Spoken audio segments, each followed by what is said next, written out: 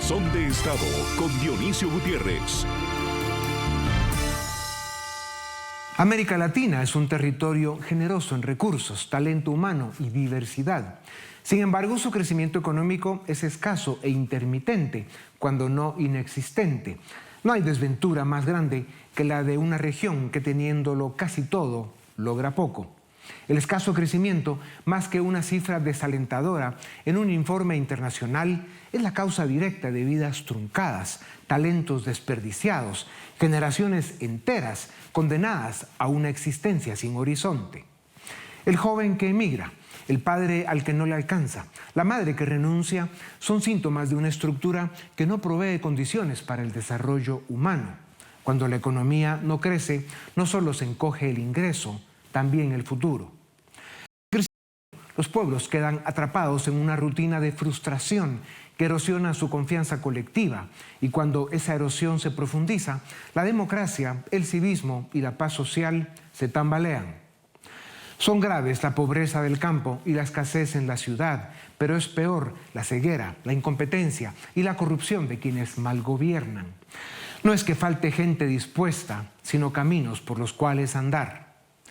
En las últimas décadas, América Latina ha vivido atrapada en la paradoja de ser una región rica en recursos naturales, creatividad humana y diversidad cultural, pero condenada a un crecimiento económico insuficiente, errático y en muchos casos decepcionante. En los mercados se vende poco, en las fábricas se produce menos y en las casas se trabaja mucho para ganar poco. Los pueblos viven entre salarios magros y promesas gordas, entre empleos que no alcanzan y gobiernos que no entienden, pero malgastan, roban y destruyen. Las élites latinoamericanas practican una pasividad inquietante. Políticos, empresarios e intelectuales parecen resignados a administrar la mediocridad. El debate sobre un verdadero modelo de desarrollo, creativo y ambicioso, brilla por su ausencia.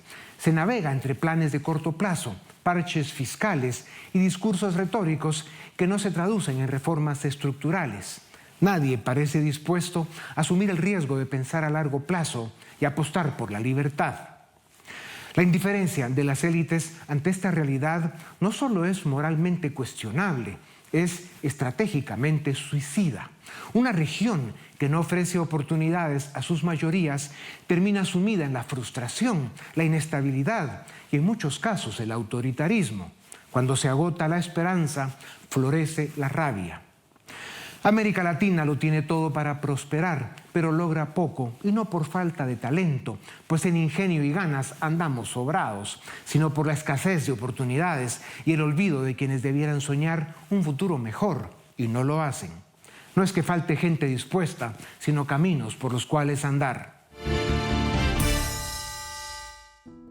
La última década en la vida de América Latina ha estado marcada por una lamentable degradación en la política, por la caída en los precios de las materias primas, la crisis del COVID y por una inflación descontrolada a causa de razones globales, pero también por la mediocridad y por el desvío populista de la mayoría de los gobiernos.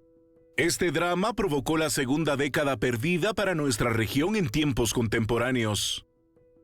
El aumento en el gasto público y la corrección en el precio de las materias primas se forzó con excesos fiscales y monetarios, lo cual, interconectado a los conflictos geopolíticos globales, generó una impresión de recuperación económica para finales de 2023.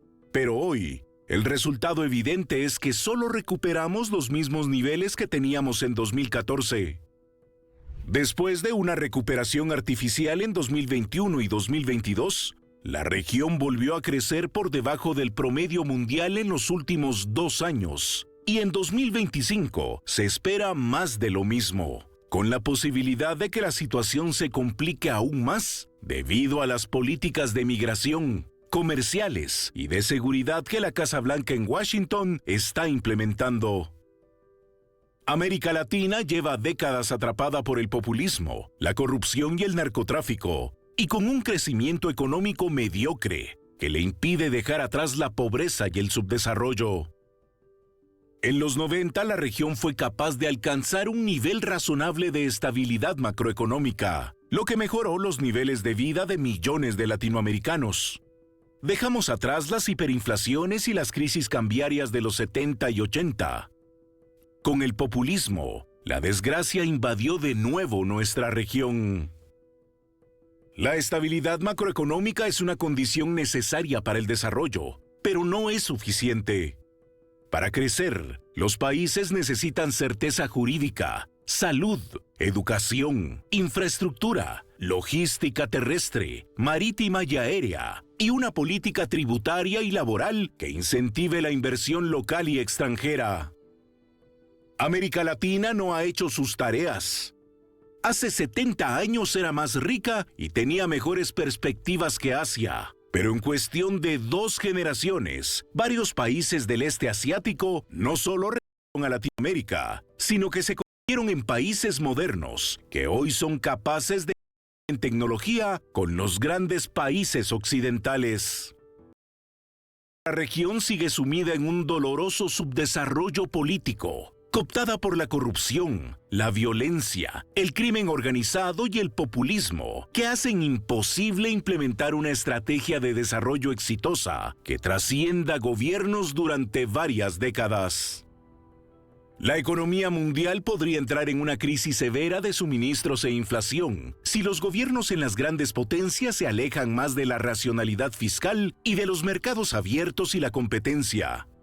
El mundo hoy demanda responsabilidad, respeto a los valores occidentales y liderazgo.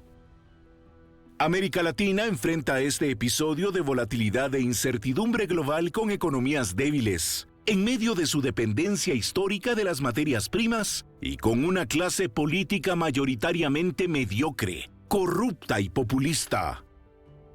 Los ciudadanos latinoamericanos debemos revestirnos de paciencia y resiliencia y enfrentar este ciclo como siempre lo hemos hecho, con trabajo duro e ingenio. Esta es la fórmula que nos ha permitido sobrevivir en esta región ingobernable. Y lo lograremos una vez más. Pero mantengamos muy presente que el primer ingrediente y al que más debemos proteger y defender es la libertad. Con 630 millones de habitantes en América Latina, de los cuales más de 180 son pobres y cerca de 400 millones se consideran vulnerables, queda claro que la economía de la región ha sido incapaz de crecer lo suficiente para ofrecer las oportunidades necesarias para generar ingresos que permitan a la mayoría de nuestros países estar en la lista de naciones en vías de desarrollo de verdad. Hoy por hoy estamos atrapados en el tiempo. Para conversar sobre los dilemas, los dramas y los desafíos de la economía latinoamericana, tengo el gusto de presentarles a Hernán Bonilla, economista, presidente del Centro de Estudios para el Desarrollo en Uruguay y profesor universitario. Hernán, bienvenido a Razón de Estado. En América Latina tenemos enormes tareas pendientes y cometemos muchos errores. Nuestro verdadero subdesarrollo es político. En un mundo que está de cabeza desde la Casa Blanca hasta Shanghái, donde está la oficina de Xi, hay suficientes amenazas como para estar pesimista. ¿Qué le espera a América Latina en este escenario? El escenario para América Latina no estamos descubriendo nada, decimos que es de una gran incertidumbre, ¿no? En un panorama en que esa incertidumbre solo se ha incrementado en este año, en el que además las perspectivas se han vuelto más pesimistas. Uno ve que a partir de la serie de medidas proteccionistas que están afectando no solo a los socios comerciales de Estados Unidos, sino que empiezan a afectar también al resto del mundo, conflictos en otras zonas. Estamos viendo que América Latina va a tener un magro desempeño este año, en torno al 2,5% de crecimiento en promedio, pero con los principales países creciendo poco, México creciendo menos de 1,5 puntos, Brasil creciendo cerca del 2%. La única excepción que estamos viendo este año es Argentina, que desde la situación dramática que vivió en los años anteriores va a estar creciendo en torno al 5%. Yeah. Pero América Latina está creciendo a la mitad de lo que crecen los países emergentes del mundo. Sí. Y esto no es solo este año, es una constante ya de los últimos años y esto es lo que más nos preocupa. Claro. ¿Cómo se defiende América Latina de una guerra comercial entre las potencias? No es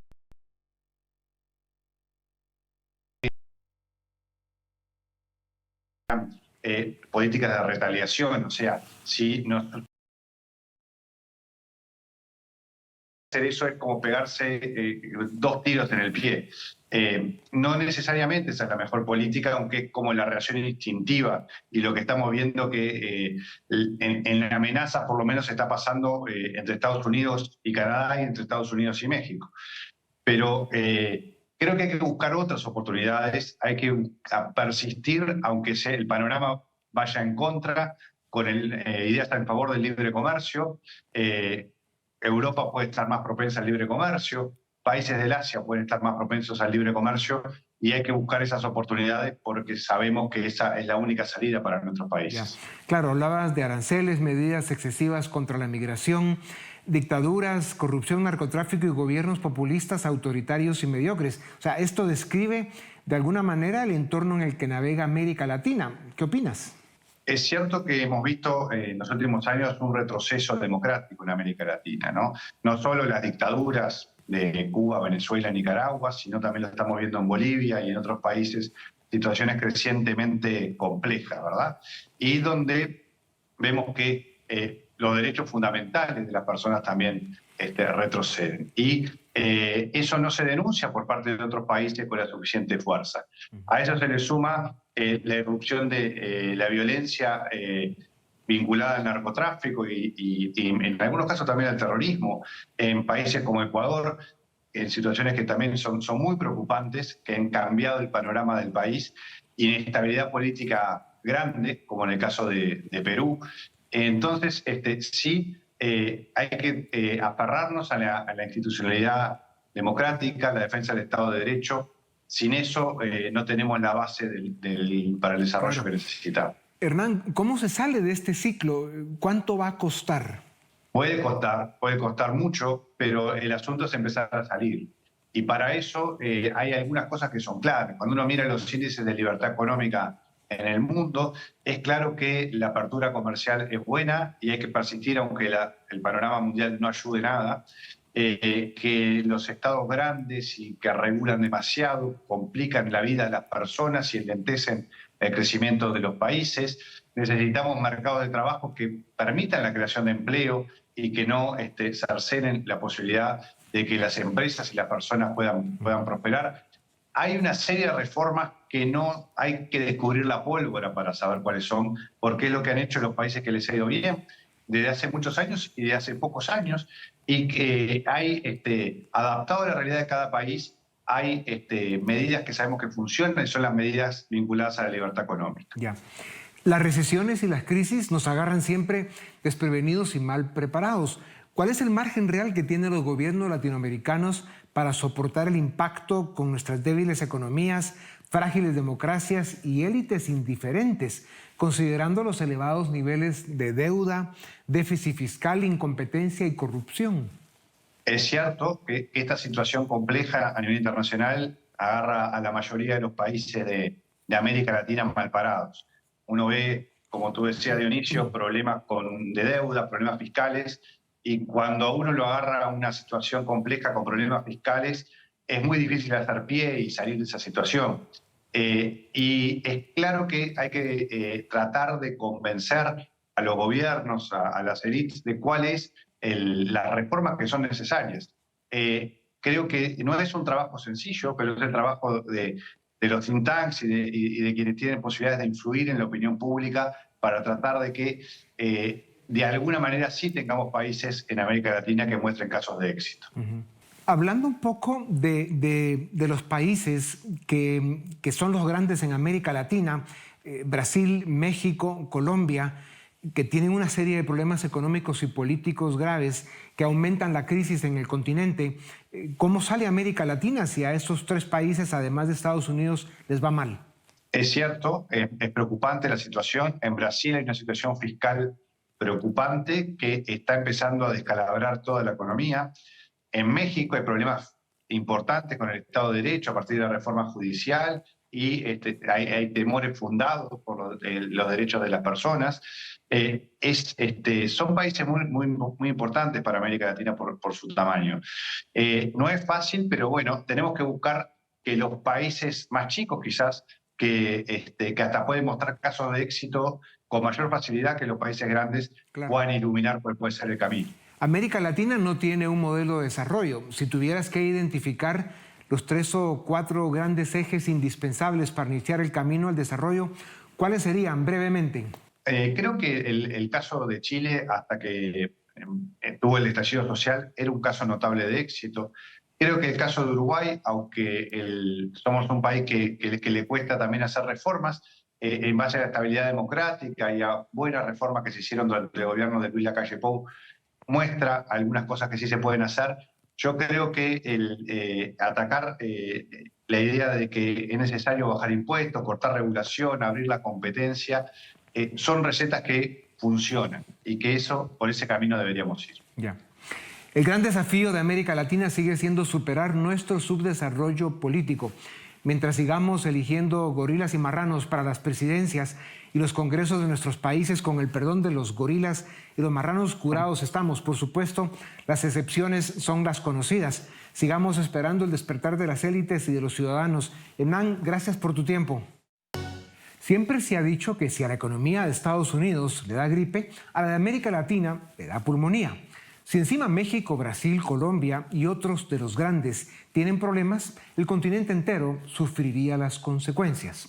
Sin duda alguna, la degradación de la política en los últimos años está provocando consecuencias graves para el mundo, del cual la subdesarrollada América Latina sigue siendo parte. Para conversar sobre el delicado momento que vive nuestra región, tengo el gusto de presentarles a Javier Núñez, economista con maestría en economía. Fue comisionado de la Comisión Federal de Competencia Económica de México y es columnista en diversos medios escritos.